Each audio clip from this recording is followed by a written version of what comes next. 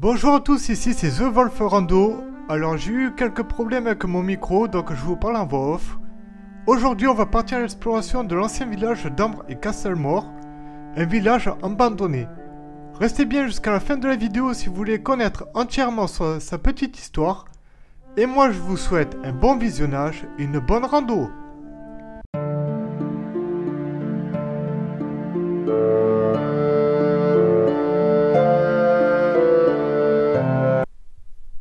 Bon, il n'y a pas grand chose à voir. On peut voir des restes de murs déjà, pour se donner une petite idée de quoi ça pouvait bien ressembler. Les maisons étaient quand même très très proches et elles sont toutes rassemblées en haut de la colline. Il n'y en a pas en contrebas, c'est vraiment tout en haut. Tous les cailloux là que vous voyez au sol, c'est les cailloux qui servaient à faire les murs. Ils sont tous tombés.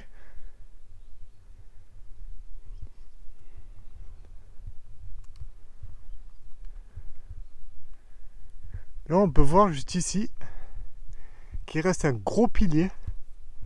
C'est grâce à ce pilier que j'ai pu le voir de la route d'en bas, qu'il y avait des ruines ici.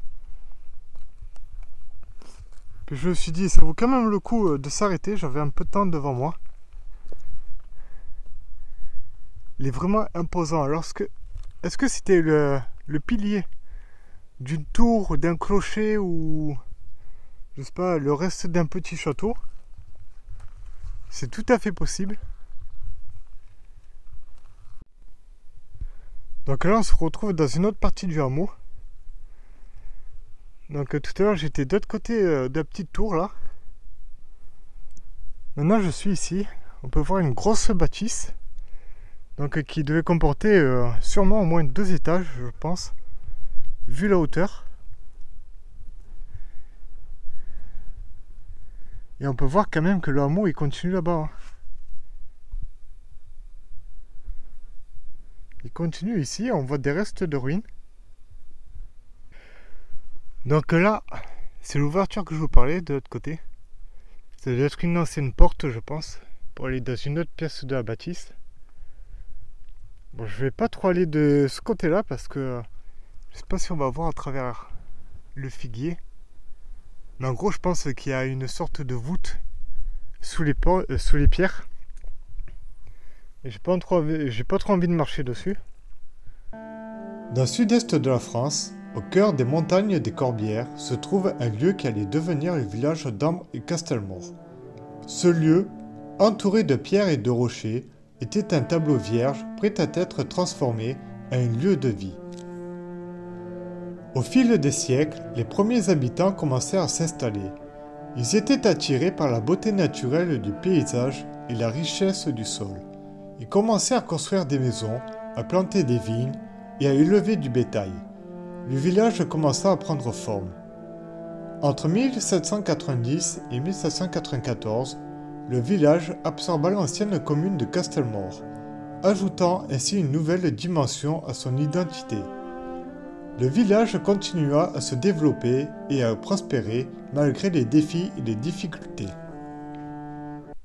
On va plutôt se diriger de l'autre côté de cet arbre. Il y a l'air d'y avoir des plus gros murs. Parce que de l'autre côté du hameau, j'ai vu, il n'y avait que des petits murets. Rien de bien intéressant à voir. Enfin, c'est toujours beau à voir, mais pour le contenu de la vidéo, c'est pas ouf. Donc voilà une autre vue du hameau. C'est là où j'étais tout à l'heure, tout en haut. Là, il reste de beaux murs quand même, bien épais, presque 1 mètre de large.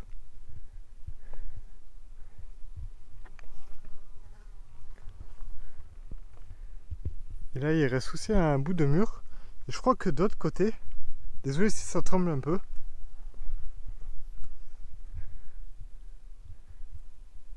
On peut voir la vue sur les champs, les vignes. C'est assez incroyable. C'est vraiment très calme. En 1921, un événement marquant se produisit, la création de la cave d'Ambre et Castlemore. Cette cave devint un symbole de la renaissance du Carignan et des Corbières dans les années 1970. Aujourd'hui, Ambre et Castlemore est un village plein de vie et d'histoire. Chaque pierre, chaque rue, chaque bâtiment raconte une histoire de persévérance, de détermination et d'amour pour cette terre.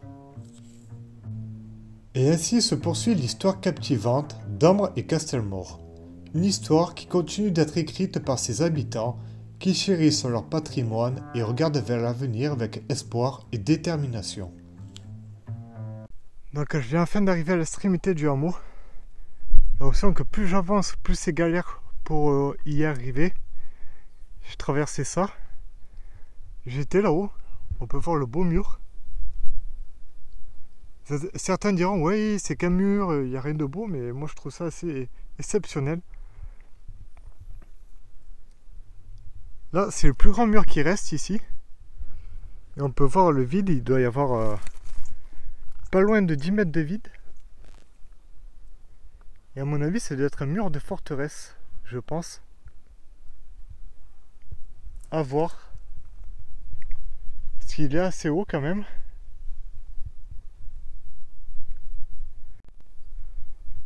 Merci d'avoir regardé cette vidéo. En tout cas, si elle vous a plu, il ne faut pas hésiter à liker, partager, commenter et à vous abonner. Et moi, je vous dis bonne rando et à la prochaine pour une nouvelle vidéo.